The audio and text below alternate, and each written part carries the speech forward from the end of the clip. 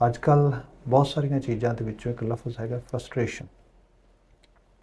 ਇਹਦੇ ਪ੍ਰਭਾਵ ਇਹਦਾ ਸਾਡੇ ਜੀਵਨ 'ਤੇ ਅਸਰਾਰ ਅਸੀਂ ਗਾਹੇ ਬਗਾਹੇ ਦੇਖਦੇ ਹਾਂ, ਕੁਝ ਘੱਟ ਕੁਝ ਵੱਧ। ਲੋਕ ਇਹਦੀ ਬੜੀ ਗੱਲ ਕਰਦੇ ਨੇ, ਖਾਸ ਕਰਕੇ ਜਦੋਂ ਅਸੀਂ ਮੈਂਟਲ ਹੈਲਥ ਦੀ ਗੱਲ ਕਰੀਏ ਤਾਂ ਫਰਸਟ੍ਰੇਸ਼ਨ ਨੂੰ ਇੱਕ ਕੀਵਰਡ ਦੇ ਰੂਪ ਵਿੱਚ ਮੰਨਿਆ ਜਾਂਦਾ ਹੈਗਾ, ਜਿਸ ਨੂੰ ਅਸੀਂ ਪੰਜਾਬੀ ਦੇ ਵਿੱਚ ਸਮਝਣਾ ਹੋਏ ਤੇ ਜਿਹਨੂੰ ਅਸੀਂ ਖਿਝ ਤੇ ਨਿਰਾਸ਼ਾ ਕਹਿੰਦੇ ਆ, ਇਹਦੇ ਦਰਮਿਆਨ ਦਾ ਇਹ ਸ਼ਬਦ ਬਣਦਾ ਹੈ, ਖਿਝ ਤੇ ਨਿਰਾਸ਼ਾ। ਕਿਉਂਕਿ ਜਿਹੜੀ ਨਿਰਾਸ਼ਤਾ ਆ ਉਹ ਅਸਲ ਵਿੱਚ ਫਰਸਟ੍ਰੇਸ਼ਨ ਨੂੰ ਜਨਮ ਦਿੰਦੀ ਹੈ, ਤੇ ਜਿਹੜਾ ਇਸ ਦਾ कह लो कि असी इजहार करते हैं खिज के रूप में करते हैं। सो इन्होंने दोनों रूपों के अंदर ये अंदर जो इमोशन काम करता उसनों एक्चुअली कह लो कि वो एक तरह का खिज वाला इमोशन हैगा आ, जिहड़ा सानू खजा देंदा आ, जिहड़ा सानू इरीटेट कर देंदा आ इस तरीके दे नाल। सो ये एक बड़ी सधारण जी एक्सप्लेनेशन इस रूप में की जाती। जो असी बाणी के आसे आ जाते हैं तो बाबा कबीर जी का बचन है भी कबीर आसा करे हो राम की आवरण आस निराश। मतलब ये कि ਜਿਹੜੀ ਤੁਹਾਡੇ ਅੰਦਰ ਨਿਰਾਸ਼ਤਾ ਹੈ ਉਹ ਹੋਣੀ ਚਾਹੀਦੀ ਹੈ ਹੋਰ ਸਾਰੇ ਕਾਸੇ ਤੋਂ ਆਸ ਹੋਪ ਰੱਬ ਵਾਲੇ ਪਾਸੇ ਨੂੰ ਰੱਖਣੀ ਉਸ ਰੂਪ ਦੇ ਵਿੱਚ। ਜਾਂ ਅਸੀਂ ਹੋਰ ਡੂੰਘੇ ਤਲ 'ਤੇ ਦੇਖੀਏ ਤੇ ਗੁਰੂ ਮਹਾਰਾਜ ਦੇ ਪਾਵਨ ਬਚਨ ਪੜ੍ਹਦੇ ਅਸੀਂ, ਬਾਬਾ ਜੀ ਬਿਆਨ ਕਰਦੇ ਨੇ ਕਿ ਮਨ ਕਿਉਂ ਬੈਰਾਗ ਕਰੇਗਾ ਸਤਿਗੁਰ ਮੇਰਾ ਪੂਰਾ, ਮਨਸਾ ਕਾ ਦਾਤਾ ਸਭ ਸੁਖ ਨਿਧਾਨ ਅੰਮ੍ਰਿਤਸਰ ਸਦ ਹੀ ਭਰਪੂਰਾ। हे ਮੇਰੇ ਮਨਾ ਤੂੰ ਕਿਉਂ ਨਿਰਾਸ਼ਤਾ 'ਚ ਜਾਣਾ ਹੈ। मतलब इत्थे ਜਿਹੜਾ मन क्यों बैराग करेगा, बैराग का मतलब है जो बंदा फ्रस्ट्रेशन बहुत हाई फ्रस्ट्रेशन हो जाए, होपलैस हो जाता, फिर बिल्कुल उदास होकर बैठ जाता, उस रूप उपराम हो जाता। बाबा जी कहते मना तू एवें ना कर, क्यों? क्योंकि जोड़ा वाहिगुरु ने जिन्होंने तू जीवन दिता है वह बड़ा बेअंत। सो इस किस्म की बात बाणी च है। होर भी बहुत सारे असी शब्द गुरबाणी दियाँ वक्रियां वक्रियां जिहड़ियां हदायतां इहदे बारे पढ़ते हाँ, पर हाँ मौलिक रूप दे विच असी इसनूं अज दे परसपैक्टिव दे अंडरस्टैंड करने वास्ते कुछ कोशिश करांगे। साडे नाल लगातारता दे नाल पिछले कुछ एपीसोड्स तो जिहड़े संगत कर रहे हैं इस प्रोग्राम दे विच हैगे ने वीर जी राजविंदर सिंह, चार्टर साइकोलॉजिस्ट जिन्हां दा 30 वरियां तो वध तजर्बा हैगा।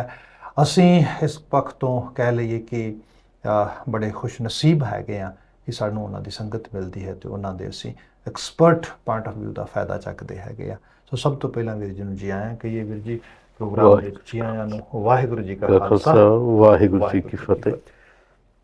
जो आप बात शुरू की है, जे मैं तुहानू as a psychologist as a modern psychology के एक्सपर्ट के रूप में कहा कि तुसी मैनू फ्रस्ट्रेशन बारे थोड़ा समझाओ, तुसी प्लीज़ ये बारे रोशनी पाओगे फ्रस्ट्रेशन मैं किवें समझा इस परसपैक्टिव दे विच।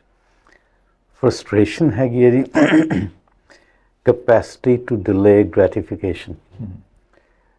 तो भी हैगा ਉਹਦਾ मतलब ਇਹ कि तुसी ਇਹ ਸਬਰ ਦੇ ਨਾਲ ਤੁਸੀਂ ਬੈਠ ਸਕਦੇ ਹੋ ਕਿ ਇਹ ਚੀਜ਼ ਹੋ ਨਹੀਂ ਰਹੀ ਪਰ ਮੈਂ ਪਰਸੀਵੀਅਰ ਕਰ ਸਕਦਾ, ਮੈਂ ਇਹਦੇ 'ਚ ਐਫਰਟ ਪਾ ਸਕਦਾ ਤਾਂ ਕਿ ਹੋ ਜਾਵੇ। ਤੇ ਮੈਨੂੰ ਪਤਾ ਕਿ ਹੁਣੇ ਨਹੀਂ ਹੋਣੀ, ਮੈਂ ਉਹ ਵੀ ਬਰਦਾਸ਼ਤ ਕਰ ਲਵਾਂਗਾ, ਥੋੜ੍ਹਾ ਜਿਹਾ ਵਕਤ ਲੱਗੇਗਾ। ਸੋ ਉਹ ਡਿਲੇ ਗ੍ਰੈਟੀਫਿਕੇਸ਼ਨ ਹੈਗਾ ਕਿ ਜਿਹੜੀ ਡਿਜ਼ਾਇਰ, ਜਿਹੜੀ ਇੰਪਲਸ ਹੈਗੀ ਹੈ ਕਿ ਮੈਂ ਹੁਣੇ ਮੈਨੂੰ ਚਾਹੀਦਾ, ਹੁਣੇ ਚਾਹੀਦਾ, ਹੁਣੇ ਚਾਹੀਦਾ, ਉਹਨੂੰ ਡਿਲੇ ਕਰ ਸਕੋ ਤਾਂ ਕਿ ਤੁਹਾਡੇ ਆਪਣੇ ਫਾਇਦੇ ਲਈ, ਤੁਸੀਂ ਆਪਣੇ ਵੀ ਮਨ ਦੀ ਸੰਤੋਖ ਲਈ ਤੁਸੀਂ ਕਹਿ ਸਕੋ ਕਿ ਹਾਂ ਮੈਂ ਥੋੜ੍ਹੀ ਦੇਰ ਵੇਟ ਕਰ ਲੈਂਦਾ। ਆਪਾਂ ਬੱਚੇ ਨੂੰ ਆਮ ਤੌਰ 'ਤੇ ਇੱਥੋਂ ਹੀ ਕਹੀਦਾ ਕਿ ਵੇਟ ਕਰ ਲਓ ਥੋੜ੍ਹੀ ਦੇਰ ਬੇਟਾ, ਅਤੇ ਬੱਚਾ ਕਹਿੰਦਾ ਨਹੀਂ ਮੈਂ ਤਾਂ ਹੁਣੇ ਚਾਹੀਦੀ ਇਹ ਚੀਜ਼।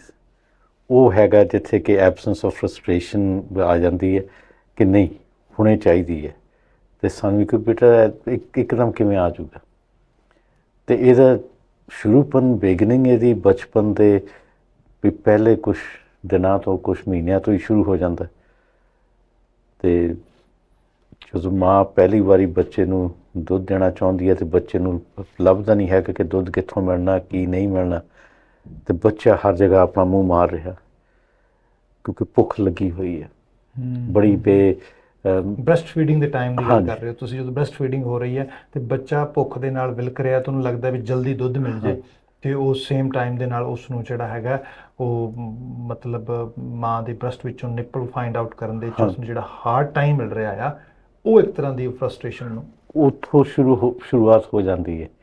ਪਰ ਉੱਥੇ ਮਾਂ ਦਾ ਬੜਾ ਸਹਿਜ ਦੇ ਨਾਲ ਕਹਿਣਾ ਕਿ ਬੇਟਾ ਨਹੀਂ ਠਹਿਰ ਜਾਏ। ਮਾਂ ਬੱਚੇ ਨੂੰ ਸਮਝ ਨਹੀਂ ਆ ਰਹੀ ਪਰ ਮਾਂ ਗੱਲ ਕਰ ਰਹੀ ਹੈ ਸਰੀਰ ਦੇ ਨਾਲ ਵੀ ਅਤੇ ਆਪਣੇ ਬੋਲਾਂ ਨਾਲ ਵੀ। ਉਹ ਜਿਹੜੀ ਦੋਨੋਂ ਕੰਬੀਨੇਸ਼ਨ ਹੈਗੀ ਹੈ ਸਰੀਰ ਅਤੇ ਬੋਲ ਦੀ, ਉਹ ਬੱਚੇ ਨੂੰ ਇੱਕ ਸਕੂਨ ਦਿੰਦੀ ਹੈ।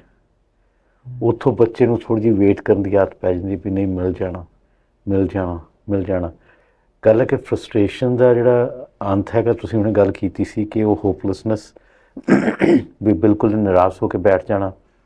ਇੱਕ ਹੈਗਾ ਕਿ ਨਹੀਂ ਥੋੜ੍ਹੀ ਦੇਰ ਲਈ ਵੀ ਇਹਨੂੰ ਬੇਅਰ ਕਰਨਾ ਹੈਗਾ, ਸਫਰ ਕਰਨਾ ਹੈਗਾ ਜਾਂ ਇਹਨਾਂ ਪੁੱਟ ਅਪ ਕਰਨਾ ਹੈਗਾ, ਪਰ ਅੰਤ ਦੇ ਵਿੱਚ ਮੈਨੂੰ ਮਿਲ ਜਾਣਾ। ਬਸ ਆਹ ਚੀਜ਼ ਬੜੀ ਫਾਈਨ ਲਾਈਨ ਹੈਗੀ ਜਿੱਥੇ ਹੋਪਲੈਸਨੈਸ ਅਤੇ ਜਿੱਥੇ ਹੈਗਾ ਕਿ ਹੋਪ, ਇਹਨਾਂ ਦੋਨਾਂ ਦੇ ਵਿੱਚ। ਹਾਂਜੀ, ਇਹਨਾਂ ਦੋਨਾਂ ਦੇ ਵਿੱਚ ਐਗਜ਼ਿਸਟ ਕਰਦੀ ਹੈ। ਜੇ ਤੁਸੀਂ ਬੁਨਿਆਦੀ ਤੌਰ 'ਤੇ ਗੱਲ ਕੀਤੀ ਫਰਸਟ੍ਰੇਸ਼ਨ ਬਾਰੇ, ਜਦੋਂ ਮੈਂ ਐਕਸਪਲੇਨੇਸ਼ਨ ਸ਼ੁਰੂ ਕਰ ਰਿਹਾ, ਮੈਂ ਕਰ ਰਿਹਾ ਬਿਲਕੁਲ ਨੈਗੇਟਿਵ ਸਾਈਡ ਤੋਂ। ਤੁਸੀਂ ਜਿਹੜੀ ਗੱਲ ਕਰ ਰਹੇ ਹੋ ਤੁਸੀਂ ਬੜੀ ਪੋਜ਼ੀਟਿਵ ਸਾਈਡ ਤੋਂ ਕਰ ਰਹੇ ਹੋ। ਤੁਸੀਂ ਇਹ ਕਹਿ ਰਹੇ ਹੋ ਕਿ ਫਰਸਟ੍ਰੇਸ਼ਨ ਜਿਹੜੀ ਹੈਗੀ ਹੈ ਇਹ ਤੁਹਾਨੂੰ ਸਬਰ ਸਿਖਾ ਰਹੀ ਹੈ। ਹਾਂਜੀ, ਫਰਸਟ੍ਰੇਸ਼ਨ ਜਿਹੜੀ ਹੈਗੀ ਹੈ ਇਹ ਤੁਹਾਨੂੰ ਵਕਤ ਨਾਲ ਡੀਲ ਕਰਨਾ ਸਿਖਾ ਰਹੀ ਹੈ, ਐਜ਼ ਆਈ ਅੰਡਰਸਟੈਂਡ। ਹਾਂਜੀ, ਉਹ ਤੁਹਾਨੂੰ ਦੱਸ ਰਹੀ ਹੈ ਕਿ ਸਮਾਂ ਲੱਗੇਗਾ, ਤੂੰ ਐਫਰਟ ਪਾ, ਚੀਜ਼ਾਂ ਹੋ ਜਾਣਗੀਆਂ। ਸੋ ਇਨ ਏ ਵੇ ਜਿਹੜੀ ਉਹ ਫਰਸਟ੍ਰੇਸ਼ਨ ਹੈਗੀ ਹੈ ਕਿ ਸਮੇਂ ਨੂੰ ਲਗਾਈ ਜਾਣਾ ਤੇ ਹੋਪ ਦੇ ਨਾਲ ਪੱਲਾ ਪਕੜ ਕੇ ਰੱਖਣਾ। ਇੱਕ ਤਰ੍ਹਾਂ ਦੀ ਜਿਹੜੀ ਇਹ ਫਰਸਟ੍ਰੇਸ਼ਨ ਹੈਗੀ ਹੈ ਇਹ ਆਪਣੇ ਆਪੇ ਦੇ ਨਾਲ ਸਾਡਾ ਸਿੱਝਣ ਦੀ ਇੱਕ ਕੈਪੈਸਿਟੀ ਹੈਗੀ। ਆਪਣੇ ਆਪੇ ਨੂੰ ਅੰਡਰਸਟੈਂਡ ਕਰਕੇ ਆਪਣੇ ਆਪੇ ਨੂੰ ਸਮਝਾਉਣ ਦੀ ਜਿਹੜੀ ਬਾਤ ਹੈ ਉਹਦੀ ਬਾਤ ਹੋ ਰਹੀ ਹੈ।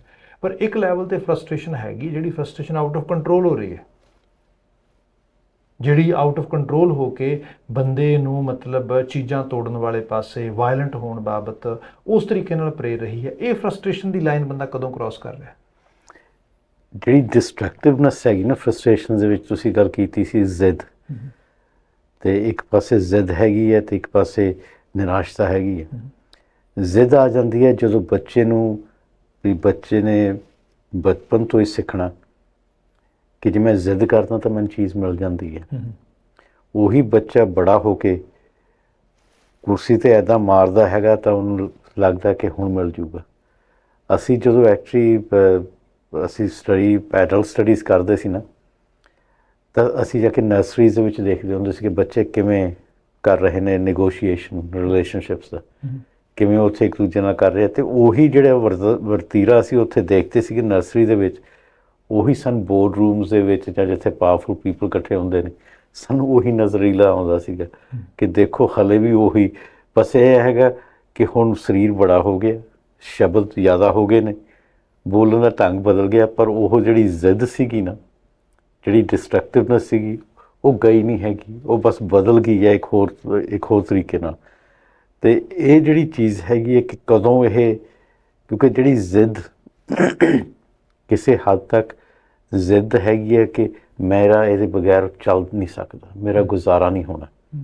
ਉੱਥੇ ਜਿਵੇਂ ਉਹ ਮਾਂ ਬੱਚੇ ਨੂੰ ਜਦੋਂ ਕਰ ਰਹੀ ਹੈ ਕਿ ਬੇਟਾ ਥੋੜ੍ਹਾ ਜਿਹਾ ਪੇਸ਼ੈਂਸ ਰੱਖ, ਥੋੜ੍ਹੀ ਜਿਹੀ ਆ ਜਾਊਗਾ, ਆ ਰਿਹਾ, ਥੋੜ੍ਹੇ ਪੇਸ਼ੈਂਸ ਰੱਖ।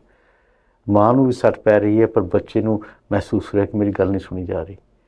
ਫਿਰ ਹੈਗਾ ਜਦੋਂ ਮਾਂ ਨੇ ਕਹਿਣਾ ਕਿ ਬੇਟਾ ਵੀ ਬਸ ਬਹੁਤ ਹੋ ਗਿਆ, ਹੁਣ ਤੂੰ ਆਪਣਾ ਢਕਾਰ ਲੈ ਲਾ, ਆਹ ਕਰ ਲਾ, ਅਤੇ ਉਦੋਂ ਹੁੰਦਾ ਕਿ ਹੈ ਹੁਣ ਜਿਹੜੀ ਚੀਜ਼ ਮੈਨੂੰ ਮਿਲੀ ਸੀ ਮੇਰੇ ਤੋਂ ਖੋਹ ਲਈ ਗਈ। ਉਦੋਂ ਫਿਰ ਫਰਸਟ੍ਰੇਸ਼ਨ ਹੁੰਦੀ ਹੈ ਕਿ ਮੈਂ ਤਾਂ ਇਹ ਮੈਨੂੰ ਵੀ ਦਿੱਤਾ ਨਹੀਂ ਜਾ ਰਿਹਾ। ਉੱਥੇ ਹੈਗਾ ਕਿ ਬੱਚੇ ਨੂੰ ਆਪਣੇ ਹਾਜ਼ਮਾ, ਜਿਹੜਾ ਤੂੰ ਆਪਾਂ ਗੱਲ ਕਰਦੇ ਹਾਂ, ਪਰ ਐਕਚੁਅਲੀ ਹਾਜ਼ਮਾ ਨਹੀਂ ਹੈਗਾ, ਉੱਥੇ ਆਪਣੀਆਂ ਫੀਲਿੰਗਸ ਕੰਟੇਨ ਕਰਨ ਦੀ ਇੱਕ ਤਰ੍ਹਾਂ ਦੀ ਇੱਕ ਯੁਕਤੀ ਮਿਲਦੀ ਹੈ ਕਿ ਮੈਂ ਆਪਣੇ ਆਪ ਨੂੰ ਕਿਵੇਂ ਆਪਣੀਆਂ ਇਮੋਸ਼ਨਸ 'ਤੇ ਕੰਟਰੋਲ ਕਰਨਾ। ਜਦੋਂ ਜ਼ਿੱਦ 'ਤੇ ਕੰਟਰੋਲ ਨਾ ਹੋਵੇ ਤਾਂ ਉਹ ਡਿਸਟਰਕਸ਼ਨ ਦੇ ਵਿੱਚ ਆ ਜਾਂਦੀ ਹੈ। ਜਦੋਂ ਜ਼ਿੱਦ 'ਤੇ ਕੰਟਰੋਲ ਆਉਣਾ ਸਿੱਖ ਜਾਵੇ ਬੱਚਾ, ਤਾਂ ਫਿਰ ਹੈਗਾ ਕਿ ਹਾਂ ਉੱਥੋਂ ਪਰਸੀਵੀਅਰੈਂਸ ਅਤੇ ਐਫਰਟ ਆਉਂਦੀ ਹੈ। ਬਸ ਉਹ ਮਾਂ ਦੇ ਜਿਹੜੇ ਅਰਲੀ ਰਿਲੇਸ਼ਨਸ਼ਿਪ ਨੇ ਬੱਚੇ ਦੇ ਨਾਲ, ਉਹਦੇ ਨਾਲ ਬੜਾ ਫਰਕ ਪੈਂਦਾ। ਫਿਰ ਬਾਪ ਦੇ ਕੋਲ ਸ਼ਿਕਾਇਤ ਲਾਉਣੀ ਜਾਂ ਇੱਦਾਂ ਕਰਨਾ, ਉਹ ਮਾਂ ਬਾਪ ਦਾ ਜਿਹੜਾ ਮੇਲ ਜੋਲ ਹੈ ਉਹਦੇ 'ਚ ਬੜਾ ਫਰਕ ਪੈਂਦਾ, ਕਿਉਂਕਿ ਉੱਥੋਂ ਬੱਚੇ ਨੂੰ ਪਤਾ ਲੱਗਦਾ ਕਿ ਹਾਂ ਇਹ ਮੈਨੂੰ ਕੁਝ ਸਿਖਾ ਰਹੇ ਨੇ। ਇੱਥੇ ਇਹ ਨਹੀਂ ਹੈਗਾ ਕਿ ਮੈਂ ਇੱਕ ਨੂੰ ਦੂਜੇ ਵਿਰੁੱਧ ਕਰਾਂ, ਇੱਥੇ ਇਹ ਹੈਗਾ ਕਿ ਦੋਨੇ ਮੇਰੇ ਨਾਲ ਨੇ। ਪਰ ਉਹ ਅਹਿਸਾਸ ਤਾਂ ਹੁੰਦਾ ਜੇ ਬੱਚੇ ਦੇ ਨਾਲ ਇੰਟਰੈਕਸ਼ਨ ਹੋਵੇ। ਸੋ ਜਿੱਥੇ ਹੈਗਾ ਕਿ ਹਾਂ ਬੇਟਾ ਮੈਨੂੰ ਪਤਾ ਕਿ ਤੈਨੂੰ ਇਸ ਵੇਲੇ ਤੈਨੂੰ ਹੈਗਾ ਕਿ ਤੈਨੂੰ ਹੋਰ ਚਾਹੀਦਾ, ਪਰ ਮੈਂ ਤੈਨੂੰ ਦੱਸ ਰਹੀ ਹਾਂ ਕਿ ਤੇਰਾ ਪੇਟ ਭਰ ਗਿਆ, ਕਿ ਮੈਂ ਦੇਖ ਰਿਹਾ ਤੇਰਾ ਜੀਅ ਭਰ ਗਿਆ। ਸੋ ਆਪਾਂ ਇੱਥੇ ਹੁਣ ਸਟਾਪ ਕਰਦੇ ਹਾਂ, ਪੌਜ਼ ਕਰਦੇ ਹਾਂ। ਬੜੀਆਂ ਅਰਲੀ ਏਜ ਦੀਆਂ ਆਲਮੋਸਟ ਕਹਿ ਲਓ ਕਿ ਜ਼ਿੰਦਗੀ ਦੇ ਸ਼ੁਰੂਆਤੀ ਉਸ ਸਮੇਂ ਦੇ ਅੰਦਰ ਇੱਕ ਬੜੀ ਗਹਿਰੀ ਸਿੱਖਿਆ ਚੱਲ ਰਹੀ ਹੈ। ਹਾਂਜੀ, ਜਿਹੜੀ ਸਿੱਖਿਆ ਸਾਡੇ ਬਿਹੇਵੀਅਰ ਨੂੰ ਸ਼ੇਪ ਦੇ ਰਹੀ ਹੈ। ਹਾਂ, ਜਿਹਦੇ ਨਾਲ ਸਾਡੇ ਸਾਰੇ ਇਮੋਸ਼ਨਸ ਪੈਟਰਨ ਜਿਹੜੇ ਨੇ ਉਹਨਾਂ ਨੇ ਇੱਕ ਤਰੀਕੇ ਦੇ ਨਾਲ ਸ਼ੇਪ ਲੈਣੀ ਹੈ। ਸੋ ਇਹ ਕਮਾਲ ਹੈ ਵੀ ਇਸ ਬਾਰੇ ਅਸੀਂ ਮੋਸਟਲੀ ਬੜੇ ਅਨਅਵੇਅਰ ਹੁੰਦੇ ਹਾਂ। ਹਾਂਜੀ ਮੋਸਟਲੀ ਸਾਨੂੰ ਲੱਗ ਰਿਹਾ ਕਿ ਇਹ ਜਸਟ ਇਹ ਬੜਾ ਅਰਲੀ ਪੀਰੀਅਡ ਆ, ਇਹ ਤੇ ਜਸਟ ਇੱਕ ਫੇਜ਼ ਆ, ਤਾਂ ਉਸ ਫੇਜ਼ ਵਿੱਚੋਂ ਅਸੀਂ ਲੰਘ ਜਾਣਾ ਹੈ। ਇਹ ਨਹੀਂ ਹੈਗਾ ਕਿ ਇਹਦੇ ਵਿੱਚ ਕੀਤੀ ਹੋਈ ਇਨਵੈਸਟਮੈਂਟ ਜਿਹੜੀ ਇਨਵੈਸਟਮੈਂਟ ਤੁਹਾਡੀ ਕਹਿ ਲਓ ਕਿ ਰਿਲੇਸ਼ਨਸ਼ਿਪ ਨੂੰ ਉਹਨੇ ਬਣਾਉਣਾ ਆ, ਤੁਹਾਡੇ ਕੋਲ ਜਿਹੜੀ ਜ਼ਿੰਦਗੀ ਪਨਪ ਰਹੀ ਹੈ, ਜਿਹੜਾ ਤੁਹਾਡੇ ਕੋਲ ਨਵਜਾਤ ਆਇਆ, ਨਿਊ ਬੋਰਨ ਆਇਆ ਹੈਗਾ, ਤੁਸੀਂ ਉਸ ਨੂੰ ਬਹੁਤ ਮਤਲਬ ਤਾ ਉਮਰ ਆਖਰੀ ਬ੍ਰੈਥ ਤੱਕ ਜਿਹੜੀ ਉਸਨੇ ਯੂਜ਼ ਕਰਨੀ ਚੀਜ਼, ਉਹ ਸਰਮਾਇਆ ਦੇ ਰਹੇ ਹੋ। ਇੱਕ ਸੋਚਣ ਵਾਲਾ, ਸਮਝਣ ਵਾਲਾ, ਇੱਕ ਵਿਹਾਰਕ ਤੌਰ ਤੇ ਉਸਨੂੰ ਪ੍ਰੈਕਟੀਕਲ ਵੇ ਦੇ ਨਾਲ ਉਸਨੂੰ ਜਿਹੜਾ ਉਸਨੇ ਯੂਜ਼ ਕਰਨਾ ਹੈਗਾ, ਦੱਸ ਕੰਪਲੀਟਲੀ ਕਮਾਲ ਦੀ ਚੀਜ਼ ਉਸ ਰੂਪ ਵਿੱਚ ਤੁਸੀਂ ਜਿਹੜੀ ਬਾਤ ਕੀਤੀ ਇਹਦੇ 'ਚ। ਇਹ ਬੜੀ ਕਮਾਲ ਦੀ ਚੀਜ਼, ਕਿਉਂਕਿ ਅਸੀਂ ਆਮ ਤੌਰ 'ਤੇ ਸੋਚਦੇ ਨਹੀਂ ਇਸ ਬਾਰੇ। ਜਿਵੇਂ ਤੁਸੀਂ ਕਿਹਾ ਕਿ ਕੋਈ ਬੱਚਾ ਹੈਗਾ, ਇਹਨੂੰ ਸਮਝ ਕੀ ਹੈ, ਅਤੇ ਕਈ ਵਾਰੀ ਵੀ ਉਹ ਮਾਂ ਬੋਲੀ ਜਾ ਰਹੀ ਹੈ, ਪਰ ਐਕਚੁਅਲੀ ਉਹ ਮਾਂ ਦਾ ਬੋਲਣਾ ਜਿਹੜਾ ਹੈਗਾ ਬੱਚੇ ਲਈ ਬੜਾ ਇੰਪੋਰਟੈਂਟ ਹੈਗਾ, ਕਿਉਂਕਿ ਜਿਉਂ ਜਿਉਂ ਮਾਂ ਬੋਲਦੀ ਹੈ ਬੱਚੇ ਨੂੰ ਇੱਕ ਪਰਿਭਾਸ਼ਾ ਸਮਝ ਆ ਰਹੀ ਹੈ, ਪਿਆਰ ਦੀ ਪਰਿਭਾਸ਼ਾ ਸਮਝ ਆ ਰਹੀ ਹੈ, ਪੇਸ਼ੈਂਸ ਦੀ, ਫਰਸਟ੍ਰੇਸ਼ਨ ਦੀ, ਇਹ ਸਾਰੀਆਂ ਉਹਨੂੰ ਉੱਥੇ ਸਮਝ ਆ ਰਹੀਆਂ ਨੇ ਵੀ ਅੱਛਾ ਇੱਦਾਂ ਇਹਨਾਂ ਦਾ ਹੱਲ ਹੈਗਾ। ਅੱਜ ਜਿਉਂ ਉਸਨੇ ਬੜੇ ਹੋਣਾ, ਉਹਨੇ ਫਿਰ ਉਹ ਜਿਹੜੀ ਇਮੋਸ਼ਨਲ ਰੈਗੂਲੇਸ਼ਨ ਹੈਗੀ ਹੈ ਜਿਹੜੀ ਕਿ ਬੜੀ ਇੰਪੋਰਟੈਂਟ ਹੈਗੀ ਹੈ, ਕਿਉਂਕਿ ਜੇ ਗੁੱਸਾ ਕੰਟਰੋਲ ਦੇ ਵਿੱਚ ਨਹੀਂ ਹੈਗਾ ਤਾਂ ਗੁੱਸਾ ਡਿਸਟਰਕਟਿਵ ਕਰੂਗਾ। ਕੰਟਰੋਲ 'ਚ ਵੀ ਗੁੱਸਾ ਡਿਸਟਰੈਕਸ਼ਨ ਕਰੂਗਾ, ਪਰ ਕੰਟਰੋਲ ਦੀ ਡਿਸਟਰੈਕਸ਼ਨ ਉਹ ਆ ਰਹੀ ਹੈ ਜਿਹੜੀ ਇੰਟੈਂਸ਼ਨਲ ਹੈਗੀ ਹੈ। ਅਨਕੰਟਰੋਲ ਡਿਸਟਰੈਕਸ਼ਨ ਉਹ ਆ ਰਹੀ ਹੈ ਜਿੱਥੇ ਕਿ ਇੰਟੈਂਸ਼ਨ ਕੋਈ ਨਹੀਂ, ਪਰ ਉੱਥੇ ਕੰਟਰੋਲ ਕੋਈ ਨਹੀਂ ਹੈਗਾ, ਸਭ ਕੁਝ ਜਾ ਰਿਹਾ। ਸੋ ਉਹ ਹੈਗਾ ਕਿ ਹੁਣ ਵੀ ਆਪਾਂ ਜੇ ਦੇਖੀਏ ਸਪੋਰਟਸ ਵਗੈਰਾ, ਬਾਕਸਿੰਗ ਵਗੈਰਾ ਹੈਗੀਆਂ ਨੇ, ਦੇ ਆਰ ਕੰਟਰੋਲਡ। ਤੁਹਾਨੂੰ ਪਤਾ ਵੀ ਆ ਰੂਲਸ ਹੈਗੇ ਨੇ, ਸੋ ਤੁਸੀਂ ਰੂਲਸ ਦੇ ਵਿੱਚ ਜਿਹੜੀ ਡਿਸਟਰੈਕਸ਼ਨ ਕਰਨੀ ਹੈ ਕਰ ਲਓ, ਪਰ ਉਦੋਂ ਬਾਹਰ ਨਹੀਂ ਜਾਓਗੇ। ਅਨਕੰਟਰੋਲ ਹੈ, ਤੁਸੀਂ ਉੱਥੇ ਬਾਕਸਿੰਗ 'ਚ ਪਹੁੰਚੇ ਅਤੇ ਤੁਸੀਂ ਬਿਨਾਂ ਦੇਖੇ ਜਿੱਥੇ ਦਿਲ ਕੀਤਾ ਮਾਰ ਦਿੱਤਾ, ਤਬਾਹ ਕਰ ਦਿੱਤਾ। ਸੋ ਉਹ ਜਿਹੜੀ ਰਿਐਕਸ਼ਨ ਹੈ, ਇੰਟਰੈਕਸ਼ਨ ਹੈਗੀ ਹੈ ਮਾਂ ਦਾ ਅਤੇ ਬੱਚੇ ਦਾ ਅਤੇ ਬਾਪ ਦਾ, ਉੱਥੇ ਉਹ ਤਿੰਨਾਂ ਦੇ ਵਿੱਚੋਂ ਨੈਗੋਸ਼ੀਏਟ ਕਰ ਰਿਹਾ ਕਿ ਕਿਵੇਂ ਮੈਂ ਗਰੋ ਅਪ ਹੋਣਾ। ਔਰ ਉੱਥੇ ਮਾਂ ਬਾਪ ਦੇ ਵੀ ਅਹਿਸਾਸ ਜਿਹੜੇ ਹੈਗੇ ਨੇ, ਜਿਹੜੀ ਉਹਨਾਂ ਦੇ ਅੰਦਾਜ਼ ਹੈਗੇ ਵੀ ਇਹਨੇ ਕਿਵੇਂ ਗਰੋ ਅਪ ਕਰਨਾ, ਸੋ ਉਹਦੇ ਲਈ ਵੀ ਉਹ ਤਿਆਰੀ ਕਰ ਰਹੇ ਕਿ ਇਹਨੂੰ ਆਹ ਸਿਖਾਉਣਾ, ਆਪਾਂ ਇਹਨਾਂ ਆਹ ਗੱਲਾਂ ਕਰਨੀਆਂ ਨੇ। ਸ਼ੇਅਰਡ ਅਟੈਂਸ਼ਨ ਜਿਹੜੀ ਹੈਗੀ ਹੈ, ਹੁਣ ਫਰਸਟ੍ਰੇਸ਼ਨ ਦਾ ਇੱਕ ਹੋਰ ਭਾਗ ਹੈਗਾ ਜਿਹੜਾ ਹੈਗਾ ਅਟੈਂਸ਼ਨ, ਕਿ ਮੈਂ ਉਹ ਚੀਜ਼ ਚਾਹੀਦੀ ਹੈ, ਮੇਰੀ ਅਟੈਂਸ਼ਨ ਸਿਰਫ ਉਹਦੇ 'ਤੇ ਹੀ ਹੈ। ਮਾਂ ਬਾਪ ਮੈਨੂੰ ਕਹਿ ਰਿਹਾ ਕਿ ਤੂੰ ਇੱਧਰ ਦੇਖ ਲੈ, ਅਤੇ ਮੈਂ ਕਹਿੰਦਾ ਨਾ, ਮੈਂ ਤਾਂ ਉਹੀ ਚਾਹੀਦੀ ਹੈ, ਕਿਉਂਕਿ ਮੇਰਾ ਏਮ ਉਹ ਆ। ਪਰ ਜਿੱਥੇ ਸ਼ੇਅਰ ਅਟੈਂਸ਼ਨ ਆ ਜਾਵੇ, ਉੱਥੇ ਬੱਚਾ ਹੌਲੀ ਹੌਲੀ ਦੇਖਦਾ ਕਿ ਹਾਂ ਜੇ ਮੈਂ ਇੱਧਰ ਵੀ ਦੇਖ ਲਵਾਂ ਤਾਂ ਇੱਥੇ ਵੀ ਮੈਨੂੰ ਕੁਛ ਦਿਖਾਇਆ ਜਾ ਰਿਹਾ ਜਿਹੜਾ ਮੇਰੇ ਲਈ ਹੈਗਾ ਠੀਕ। ਸੋ ਇਹ ਜਿਹੜੀ ਪਹਿਲੀ ਆਪਾਂ ਜਿੱਥੋਂ ਸ਼ੁਰੂ ਕੀਤਾ ਸੀ ਕਿ ਬ੍ਰੈਸਟ ਮਿਲਕ ਤੋਂ ਜਿਹੜਾ ਹੈਗਾ ਬੱਚਾ ਉੱਥੇ ਦੇਖਦਾ ਕਿ ਸ਼ੇਅਰ ਅਟੈਂਸ਼ਨ ਹੈਗੀ ਹੈ। ਮਾਂ ਨੂੰ ਵੀ ਪਤਾ, ਬੱਚੇ ਨੂੰ ਵੀ ਪਤਾ ਕਿ ਅਸੀਂ ਦੋਨੋਂ ਇੱਕੋ ਏਮ ਦੇ ਨਾਲ ਜਾ ਰਹੇ ਹਾਂ। ਹਾਲੇ ਸਾਨੂੰ ਪਤਾ ਨਹੀਂ ਕਿ ਅਸੀਂ ਇੱਕ ਦੂਜੇ ਨਾਲ ਚੱਲਣਾ ਕਿਵੇਂ ਹੈ, ਪਰ ਏਮ ਇੱਕੋ ਹੀ ਹੈ ਸਾਡਾ। ਉਹ ਹੈਗਾ ਕਿ ਮੈਂ ਪੀਣਾ ਅਤੇ ਮੈਂ ਸੈਟਿਸਫਾਈ ਹੋਣਾ, ਅਤੇ ਮਾਂ ਕਹੇਗੀ ਮੈਂ ਤੈਨੂੰ ਦੇਣਾ ਅਤੇ ਮੈਂ ਖੁਸ਼ ਹੋਣਾ। ਆਪਣਾ ਬਾਣੀ 'ਚ ਆਉਂਦਾ ਮਾਤਾ ਪ੍ਰੀਤ ਕਰੇ ਪੁੱਤ ਖਾਏ। ਸੋ ਉਹ ਹੈਗਾ ਕਿ ਮਾਤਾ ਕਰ ਰਹੀ ਹੈ, ਕਿ ਸਫ਼ਰ ਕਰ ਰਹੀ ਹੈ ਉਹਦੇ ਇੱਕ ਤਰ੍ਹਾਂ ਦੇ ਕਹਿ ਲਓ ਅਟੈਕਸ, ਕਿਉਂਕਿ ਬੱਚੇ ਨੂੰ ਪਤਾ ਨਹੀਂ ਲੱਗ ਰਿਹਾ ਕਿੱਥੋਂ ਮਿਲਣਾ ਕੀ ਨਹੀਂ ਮਿਲਣਾ। ਪਰ ਇੱਕ ਚੀਜ਼ ਹੈਗੀ ਕਿ ਇੱਕ ਪਾਸੇ ਮਾਂ ਨੇ ਪੁੱਤ ਨੂੰ ਇਕੱਲਾ ਜਿਹੜਾ ਹੈਗਾ ਉਹਨੇ ਬ੍ਰੈਸਟ ਫੀਡਿੰਗ ਨਹੀਂ ਕਰਨੀ, ਉਸਨੂੰ ਐਕਚੁਅਲੀ ਲਾਈਫ ਫੀਡ ਕਰਨੀ ਹੈ। ਉਸਨੇ ਉਹ ਫੀਡ ਕਰਨਾ ਆ ਜਿਹੜਾ ਸਿਰਫ ਉਹਦੇ ਸਰੀਰ ਨੂੰ ਨਹੀਂ ਬਣਾ ਰਿਹਾ, ਤਨ ਨੂੰ ਨਹੀਂ ਬਣਾ ਰਿਹਾ, ਉਹਦੇ ਮਨ ਨੂੰ ਬਣਾ ਰਿਹਾ, ਕਿਉਂਕਿ ਮਾਂ ਉਹਦੇ ਤਨ ਅਤੇ ਮਨ ਦੋਨਾਂ ਨੂੰ ਗਰੋ ਕਰ ਰਹੀ ਹੈ ਉਸ ਰੂਪ ਦੇ ਵਿੱਚ। ਪਰ ਜੇ ਕਿਤੇ ਮਾਂ ਦਾ ਆਪਣਾ ਮਨ ਹੀ ਗਰੋ ਨਹੀਂ ਹੋਇਆ, ਇਨ ਏ ਵੇ ਸਪੋਜ਼ ਕਰੋ ਮਾਂ ਹੀ ਫਰਸਟ੍ਰੇਸ਼ਨ ਵਿੱਚ ਚਲੀ ਜਾਏ। ਅਸੀਂ ਮਤਲਬ ਕਾਉਂਸਲਿੰਗ ਵਿੱਚ ਰੋਜ਼ ਦੇਖਦੇ ਹਾਂ ਕਿ ਬੱਚਿਆਂ ਦੀ ਫਰਸਟ੍ਰੇਸ਼ਨ ਨਾਲ ਤੇ ਉਹ ਡੀਲ ਕਰਨਗੇ, ਅਸੀਂ ਉਹਨਾਂ ਨਾਲ ਗੱਲ ਬਾਤ ਕਰਾਂਗੇ, but they are actually more frustrated compare to their kids. They are way frustrated. They have so many expectations from them, and somehow if they are not able to actually meet those expectations, then definitely ਉਹ ਆਪਣਾ ਜਿਹੜਾ ਹੈਗਾ patience loose ਕਰ ਰਹੇ ਨੇ। ਜਿਹੜੀ ਉਹਨਾਂ ਦੀ frustration ਆ ਉਹ ਆਊਟ ਆਫ ਕੰਟਰੋਲ ਹੋ ਕੇ ਉਹ ਉਲਟਾ ਹੋਰ ਡੈਮੇਜ ਕਰ ਰਹੀ ਹੈ। ਜਿਹੜੀ ਤੁਸੀਂ ਗੱਲ ਕੀਤੀ ਮੈਂਟਲ ਹੈਲਥ ਦੀ, ਐਕਚੁਅਲੀ ਬਹੁਤ ਇੰਪੋਰਟੈਂਟ ਹੈਗੀ ਹੈ, ਕਿਉਂਕਿ ਆਪਾਂ ਪਹਿਲਾਂ ਪਛਾਣਦੇ ਨਹੀਂ ਸੀ ਇਸ ਗੱਲ ਨੂੰ। ਅਤੇ ਪ੍ਰੀ ਨੇਟਲ, ਪੋਸਟ ਨੇਟਲ, ਸਾਨੂੰ ਹੁਣ ਪਤਾ ਕਿ ਉੱਥੇ ਡਿਪਰੈਸ਼ਨ ਆ ਜਾਂਦਾ। ਕਈ ਵਾਰੀ ਮਾਵਾਂ ਅਤੇ ਬੱਚੇ ਆਉਂਦੇ ਨੇ ਅਤੇ ਮਾਂ ਨੂੰ ਪਤਾ ਨਹੀਂ ਲੱਗ ਰਿਹਾ ਕਿ ਮੈਂ ਬੱਚੇ ਨੂੰ ਕਰਾਂ ਕੀ, ਬੱਚਾ ਰੋ ਰਿਹਾ, ਮਾਂ ਨੂੰ ਪਤਾ ਨਹੀਂ ਕਿ ਸੰਭਾਲਣਾ ਕਿਵੇਂ। ਸਮਾਂ ਸੀਗਾ ਜਦੋਂ ਪੁਰਾਣੇ ਬਜ਼ੁਰਗ ਹੁੰਦੇ ਸੀ, ਆਲੇ ਦੁਆਲੇ ਤਾਂ ਕਿਸੇ ਨਾ ਕਿਸੇ ਨੇ ਮਾਂ ਨੂੰ ਸਮਝਾਉਣਾ ਕਿ ਦੇਖ ਤੂੰ ਇੱਦਾਂ ਕਰ ਲੈ, ਇੱਦਾਂ ਕਰ ਲੈ।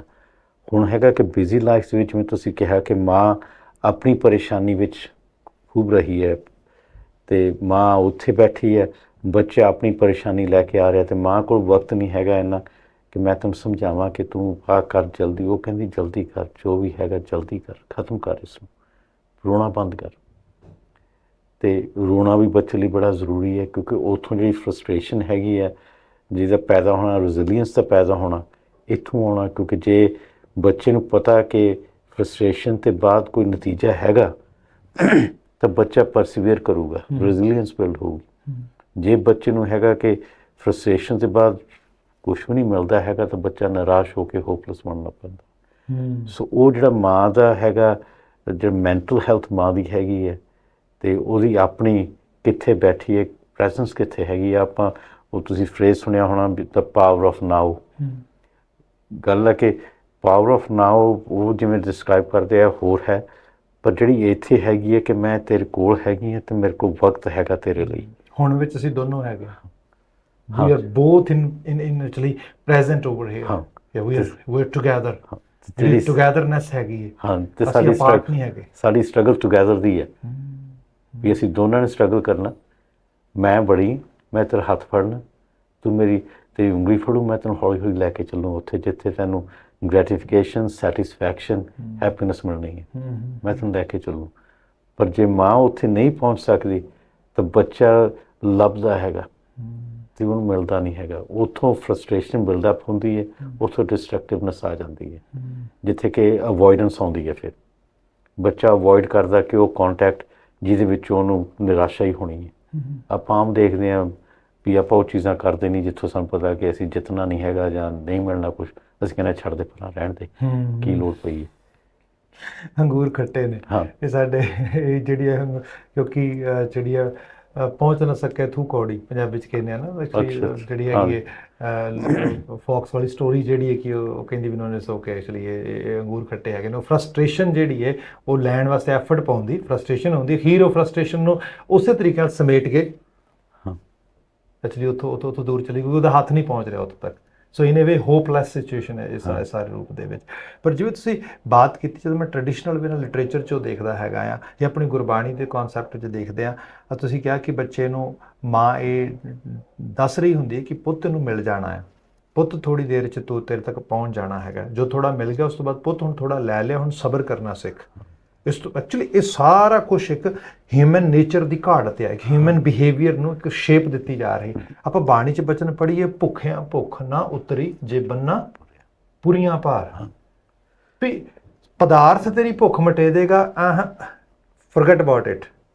ਇਹ ਚੀਜ਼ ਇਸ ਚੀਜ਼ 'ਚ ਨਾ ਰਹੀ, ਕਿਉਂਕਿ ਇਹ ਤੇ ਭਾਵੇਂ ਜਿੰਨਾ ਮਰਜ਼ੀ ਅੰਬਾਰ ਲੱਗ ਜੇ, ਜਿਹੜੀ ਭੁੱਖ ਮਿਟਣੀ ਹੈ ਉਹ ਮਿਟਣੀ ਹੈ ਸਬਰ ਦੇ ਨਾਲ, ਉਹ ਮਿਟਣੀ ਹੈ ਇੱਕ ਚੰਗੇਰੇ ਜੀਵਨ ਦੀ ਜਾਂਚ ਦੇ ਨਾਲ।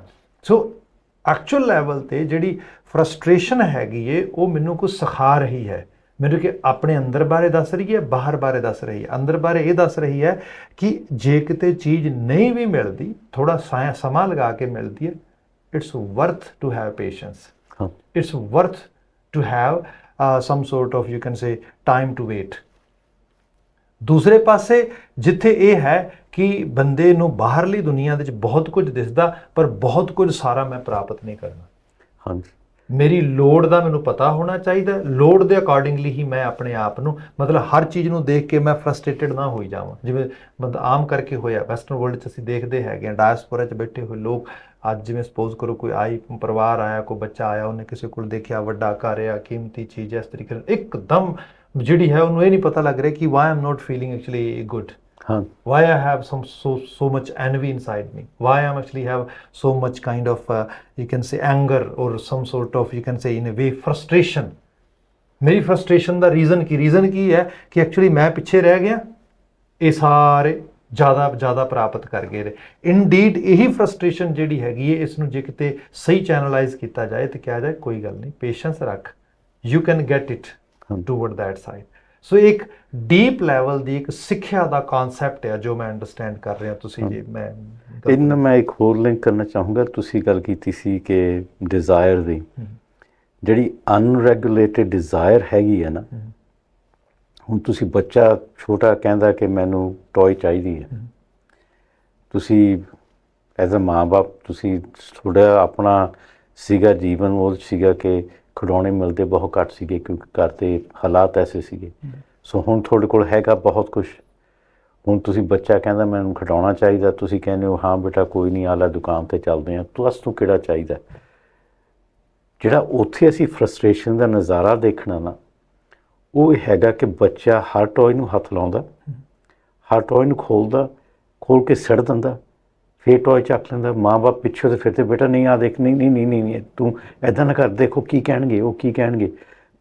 ਪਰ ਜਿਹੜਾ ਬੱਚਾ ਕਮਿਊਨੀਕੇਸ਼ਨ ਕਰ ਰਿਹਾ ਨਾ ਉੱਥੇ ਆਪਣੀ ਫਰਸਟ੍ਰੇਸ਼ਨ ਦੇ ਬਾਰੇ, ਉਹ ਇਹ ਚੀਜ਼ ਹੈਗੀ ਹੈ ਕਿ ਤੁਸੀਂ ਮੈਨੂੰ ਖਜ਼ਾਨਾ ਤਾਂ ਦੇ ਦਿੱਤਾ ਪਰ ਮੈਨੂੰ ਤੁਸੀਂ ਖੇਲਣਾ ਨਹੀਂ ਸਿਖਾਇਆ। ਮੈਨੂੰ ਚੂਜ਼ ਜਿਹੜੀ ਪਰਖਣ ਦੀ ਗੱਲ ਸੀ ਨਾ, ਤੁਸੀਂ ਉਹ ਨਹੀਂ ਸਿਖਾਈ। ਤੁਸੀਂ ਸਬਰ ਦੀ ਗੱਲ ਕੀਤੀ ਹੈ ਕਿ ਐਕਚੁਅਲੀ ਮੈਨੂੰ ਸਬਰ ਨਹੀਂ ਸਿਖਾਇਆ, ਕਿਉਂਕਿ ਹੁਣ ਤੁਸੀਂ ਮੈਨੂੰ ਇਹ ਤਾਂ ਦੇਤਾ ਸਾਰਾ ਕੁਛ, ਔਰ ਮੈਨੂੰ ਇਹ ਨਹੀਂ ਪਤਾ ਲੱਗ ਰਿਹਾ ਕਿ ਮੈਂ ਇਹਨੂੰ ਹੱਥ ਲਾਵਾਂ ਜਾਂ ਇਹਨੂੰ ਲਾਵਾਂ ਜਾਂ ਇਹਨੂੰ ਲਾਵਾਂ, ਮੈਂ ਖੇਲਾਂ ਕਿਸ ਚੀਜ਼ ਨਾਲ। ਸੋ ਸਾਰੀਆਂ ਚੀਜ਼ਾਂ ਉੱਥੇ ਖਿੰਡ ਗਈਆਂ, ਪਰ ਖੇਲਿਆ ਕਿਸੇ ਨਾਲ ਨਾ। ਅੰਤ ਵਿੱਚ ਕੀ ਹੁੰਦਾ ਕਿ ਮਾਂ ਬਾਪ ਕਹਿੰਦੇ ਕਿ ਬਸ that's enough now, you done this but this is wrong, ਦੇਖੋ ਕੀ ਕਹਿੰਦੇ ਆ, ਦਿਸ ਇਜ਼ ਰੋਂਗ। ਅਤੇ ਮਾਂ ਬਾਪ ਐਂਡ ਅਪ ਕਿ ਉਹ ਸਾਰਿਆਂ ਨੂੰ ਅਪੋਲੋਜਾਈਜ਼ ਕਰਦੇ ਨੇ ਵੀ ਸੌਰੀ ਸੌਰੀ ਸੌਰੀ ਸੌਰੀ, ਅਤੇ ਬੱਚੇ ਨੂੰ ਫਟਾਫਟ ਉਦੋਂ ਘਸੀਟ ਕੇ ਬਾਹਰ ਲੈ ਜਾਂਦੇ। ਬੱਚੇ ਨੇ ਇਹ ਨਾ ਸਿੱਖਿਆ ਕਿ ਮੈਂ ਖੇਲਣਾ ਕਿਵੇਂ ਆ, ਨਾ ਸਬਰ ਸਿੱਖਿਆ, ਬਸ ਇਹ ਸਿੱਖ ਲਿਆ ਕਿ ਹਾਂ ਜਦੋਂ ਮੈਨੂੰ ਕਿਤੇ ਲੈ ਕੇ ਜਾਣਗੇ ਮੈਨੂੰ ਸਾਰਾ ਕੁਛ ਮਿਲੂਗਾ ਅਤੇ ਆਪੇ ਸੰਭਾਲਣਗੇ, ਮੈਨੂੰ ਕੋਈ ਸੰਭਾਲਣ ਦੀ ਲੋੜ ਨਹੀਂ। ਸੋ ਜਿਹੜੀ ਫਰਸਟ੍ਰੇਸ਼ਨ ਦੇ ਵਿੱਚ ਉਹ ਸੀਗਾ ਕੰਟੇਨਮੈਂਟ ਰੈਗੂਲੇਸ਼ਨ ਜਿਹੜੀ ਆਉਣੀ ਸੀਗੀ, ਉਹ ਨਾ ਆਈ। ਕੰਟੇਨਮੈਂਟ ਇੱਥੇ ਹੋਣੇ ਚਾਹੀਦੇ ਸੀ ਕਿ ਮਾਂ ਬਾਪ ਦੋਨੋਂ ਕੰਟੇਨਰ ਨੇ ਉਹਦੇ। ਕਹਿੰਦੇ ਨੇ ਕਿ ਬੱਚੇ ਬੇਟਾ ਦੇਖ ਮੈਨੂੰ ਪਤਾ ਆਪਾਂ ਉੱਥੇ ਜਾਣਾ, ਉੱਥੇ ਟੋਇਜ਼ ਬਹੁਤ ਹੋਣਗੇ, ਪਰ ਗੱਲ ਹੈ ਕਿ ਆਪਾਂ ਕਿਹੜੀ ਟੋਏ ਲੈਣੀ ਆ।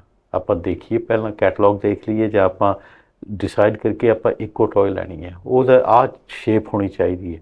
ਗੱਲ ਹੈ ਕਿ ਤੁਸੀਂ ਉੱਥੋਂ ਬੱਚੇ ਦਾ ਵਿਜ਼ਨ ਬਣਾ ਰਹੇ ਹੋ, ਉਹਨੂੰ ਤੁਸੀਂ ਦੇ ਰਹੇ ਹੋ ਪਰਖਣ ਦੀ ਅੱਖ ਕਿ ਆਪਾਂ ਆਹ ਚੀਜ਼ ਦੇਖਣੀ ਹੈ, ਅਤੇ ਇਸੇ ਚੀਜ਼ 'ਤੇ ਆਪਾਂ ਉੱਥੇ ਡਿਸਕਸ ਕਰਨਾ ਕਿ ਇਹਨਾਂ ਤਿੰਨਾਂ 'ਚੋਂ, ਇਹਨਾਂ ਦੋ 'ਚੋਂ, ਇਹਨਾਂ ਚਾਰ 'ਚੋਂ ਆਪਾਂ ਲੈਣੀ ਕਿਹੜੀ ਹੈ। ਤੁਸੀਂ ਇਹ ਕਹਿ ਰਹੇ ਹੋ ਕਿ ਐਕਚੁਅਲ ਲੈਵਲ 'ਤੇ ਉਹ ਐਕਸ਼ਨ ਲੈਣ ਤੋਂ ਪਹਿਲਾਂ ਵੀ ਕੁਝ ਐਕਸ਼ਨ ਰਿਕੁਆਇਰਡ ਸੀ।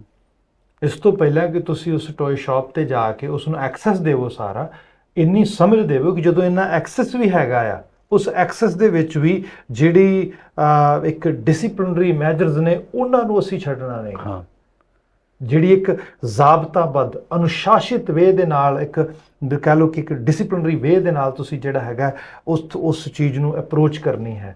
ਸੋ ਇਹਦੀ ਗੱਲ ਆਪਾਂ ਨੂੰ ਪਹਿਲਾਂ ਉਹਦੇ ਨਾਲ ਕਰਨੀ ਪਏਗੀ। ਸਾਨੂੰ ਉਹਨੂੰ ਉੱਤੇ ਇਹ ਮੇਰੇ ਖਿਆਲ 'ਚ ਇਕੱਲੀ ਗੱਲ ਨਹੀਂ ਵੀਰ, ਸਾਨੂੰ ਇੱਕ ਡੈਮੋਨਸਟ੍ਰੇਸ਼ਨ ਵੀ ਕਰਨਾ ਪਏਗਾ। ਹਾਂਜੀ, ਜੇ ਬੱਚਾ ਅੰਡਰਸਟੈਂਡ ਨਹੀਂ ਕਰ ਪਾ ਰਿਹਾ, we have to give some examples from our own behaviour. ਹਾਂਜੀ, ਵੀ ਪੁੱਤ ਦੇਖ ਮੈਂ ਤੇਰੇ ਨਾਲ ਜਾਂਦਾ, ਮੈਂ ਆਹ ਚੀਜ਼ ਪਸੰਦ ਕਰਦਾ, ਪਰ ਇਹ ਸਾਰੀਆਂ ਚੀਜ਼ਾਂ ਜਿਹੜੀਆਂ ਨੇ ਮੈਨੂੰ ਚੰਗੀਆਂ ਲੱਗਦੀਆਂ ਨੇ, ਬਟ ਮੈਂ ਇੱਥੇ ਸਿਰਫ ਆਹ ਚੀਜ਼ ਬਾਏ ਕਰਨ ਵਾਸਤੇ ਆ।